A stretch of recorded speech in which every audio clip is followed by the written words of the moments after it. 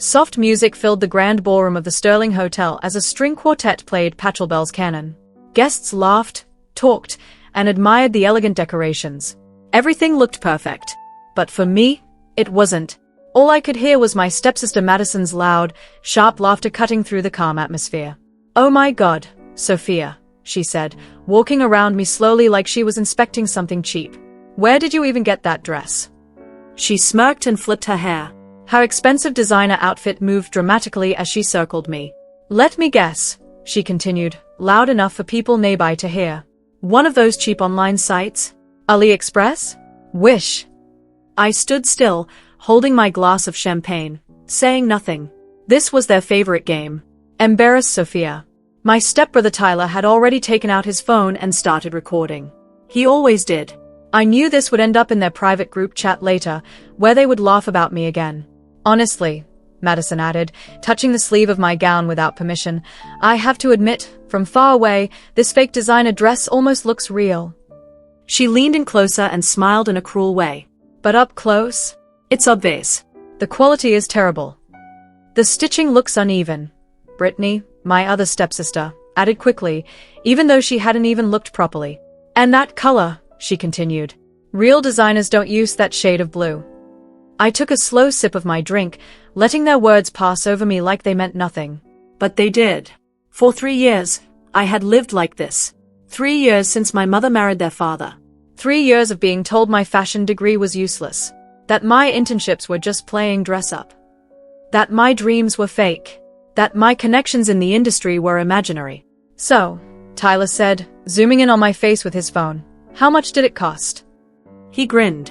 $50? $100? "Come on, Sophia," Madison said sweetly. "Tell us how much you spent trying to look like you belong here." "Leave her alone," my mother said from across the room. But she didn't stand up.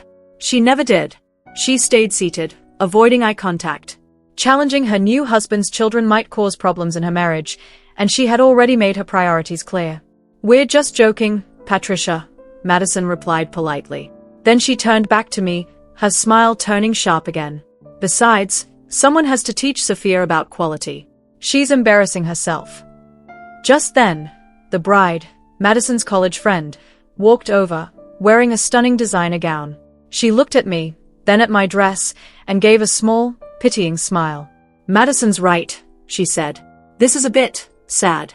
I mean, I appreciate that you tried to follow the black tie dress code, but there's a difference between elegant and fake."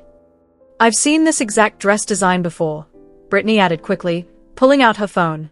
"It's from a famous designer brand." She showed the screen to the others. "The real one costs $8,000, she said. "There's no way she could afford that." They weren't completely wrong. I couldn't afford an $8,000 dress. Not as a recent graduate living on instant noodles and chasing big dreams. But what they didn't know was this.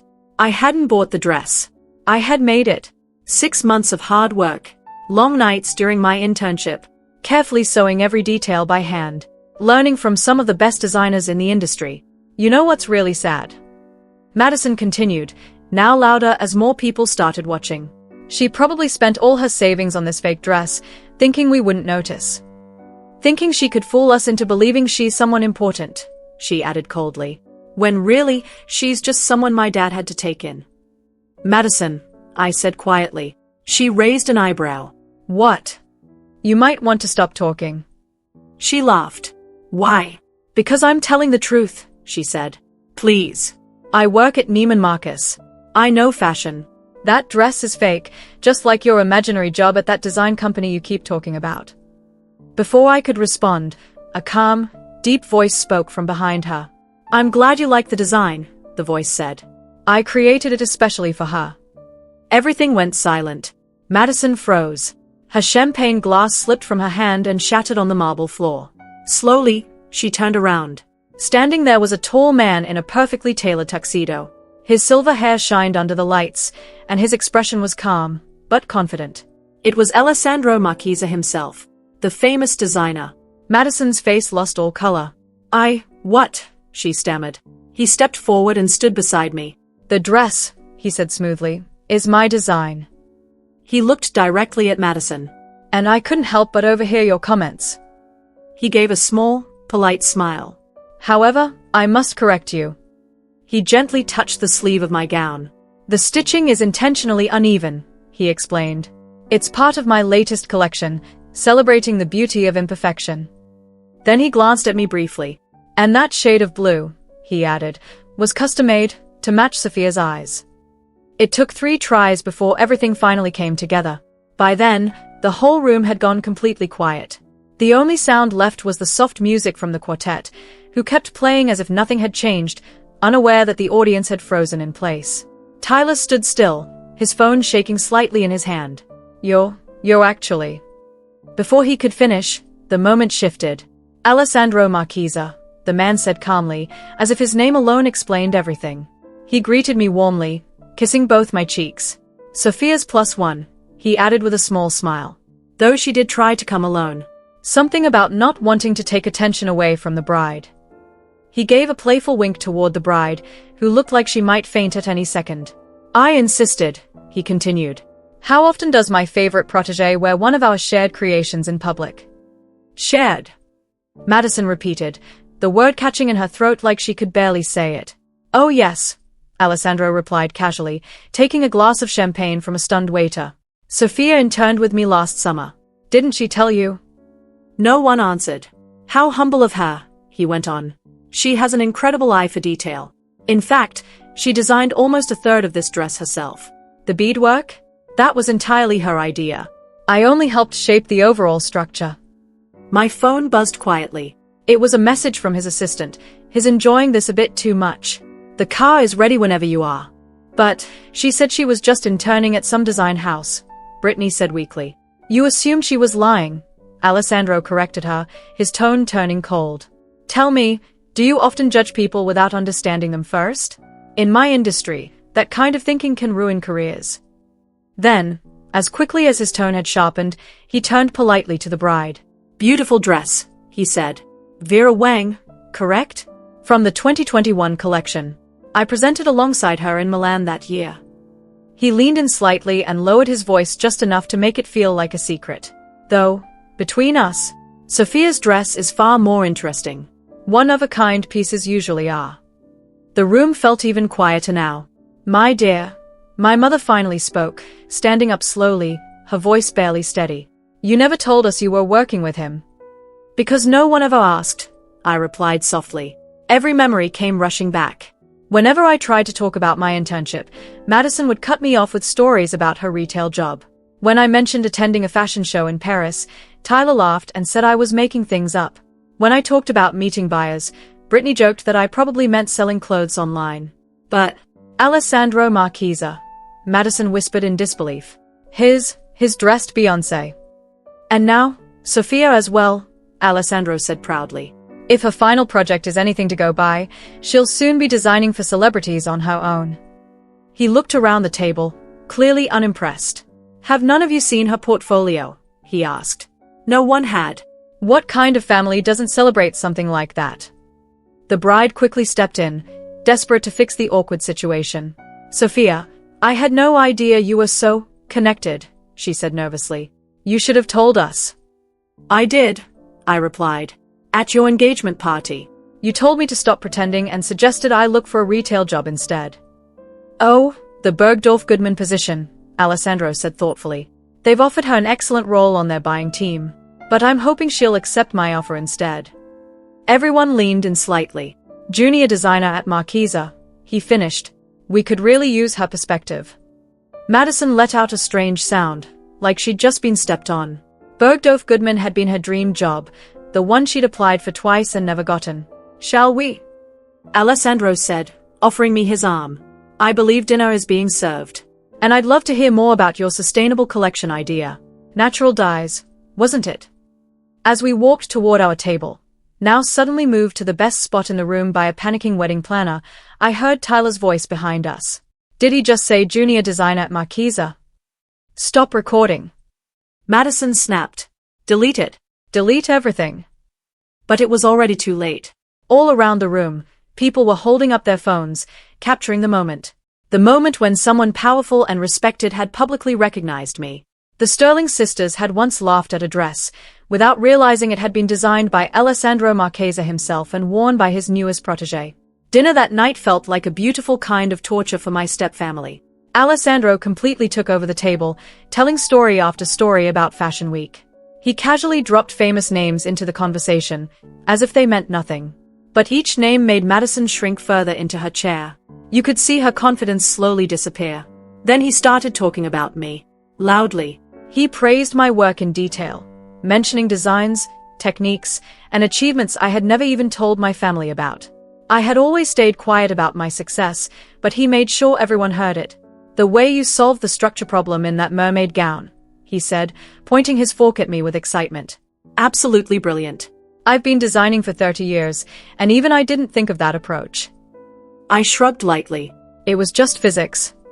Then I looked directly at Madison. "The same physics I studied while getting my useless degree." Alessandro smiled. "Not just physics, physics and poetry. The best fashion always needs both. Like your beadwork pattern inspired by constellations." I nodded. "Yes." "Which constellations?" he asked. "The ones I used to see from my mother's garden," I said quietly. "The night she told me she was getting married again." I paused for a moment, letting the memory settle. I stayed out there for hours, wondering if this new family would finally feel like home. The table went completely silent.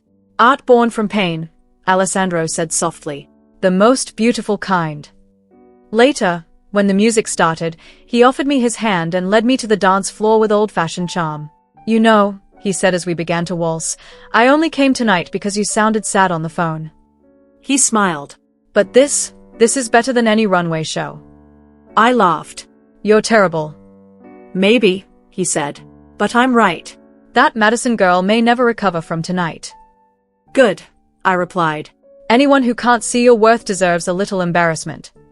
He spun me gracefully across the floor. Then his tone shifted slightly.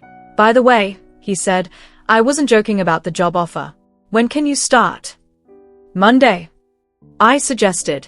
"Perfect," he said immediately. "We'll announce it at next week's gala." He smirked. "The one your stepsisters definitely won't be invited to, despite how quickly they are trying to become your best friends." When we returned to the table, the change was obvious. Madison was already standing there, holding a fresh drink and wearing a forced, desperate smile. "Sophia," she said sweetly, "I was just telling everyone how proud we are of you. Remember how I always supported your fashion dreams?" I looked at her calmly. "No," I said. "I don't." Tyler cleared his throat awkwardly. Sophia, about your sustainable collection," he said. "I know some influencers who could promote it." I raised an eyebrow. "The same influencers you told I was a delusional wannabe designer last month." He had no answer. Alessandro laughed, a deep, rich laugh that caught everyone's attention. "Sophia, darling," he said, "you didn't tell me your family was so entertaining." Then he added casually, "We should invite them to the atelier sometime. Let them see where you've been spending 60 hours a week, perfecting your craft while they thought you were just playing dress-up." "Please," Brittany said softly. "We're sorry. We didn't know." "Exactly," I replied as I stood up. "You didn't know." I looked at each of them. "Because you never cared enough to know. You only saw what you wanted, a stepsister to laugh at, someone to make yourselves feel better." I took a breath. "The saddest part is, I would have shared everything with you.